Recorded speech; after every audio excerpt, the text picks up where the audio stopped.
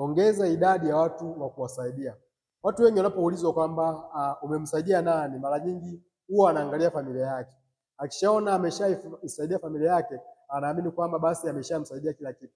Sasa kuna watu ambao inabidi wasaidie zaidi hata ya familia yako, kwa sababu jambo ambalo usilojua ni kwamba familia yako inajua kwamba vyovyote vile ukifanikiwa, lazima wewe utakuja kuwasaidia katika maisha yao. Kwa hiyo wewe zunguka kote ambako utazunguka, familia yako inaamini kwamba utakuja kuwasaidia, utakuja kuwasaidia. Kwa hiyo msaada wa familia yako ni kitu ambacho wamechukulia kama cha lazima katika maisha yao, lakini amini kwamba kuna watu ambao inabidi wasaidie zaidi hata ya familia yako. Kuna watu ambao unaweza kuwasaidia katika maisha yako na kukusaidia wewe mwenyewe katika ukuaji wako. Unaweza ukahitaji jina lako hata wewe ukiwa haupo, lakini familia yako inaweza sihitaji kwa kuridhika na kile ambacho umewapatia, kwa sababu unaweza kuamini kwamba kile ulichonacho akiendani na kile ambacho unakuwa umewapatia. Kwa mara nyingine msaada ambao unaotoa kwa watu wako wa karibu unakuwa haufai kulinganisha na msaada ambao inabidi utoe kwa watu wengine kwa duniani. Kwa hiyo ongeza idadi ya watu kusaidia ili uweze kufanikiwa mwenyewe na uweze kuwa na amani na furaha katika maisha yako. Badili mtazamo na wakae yule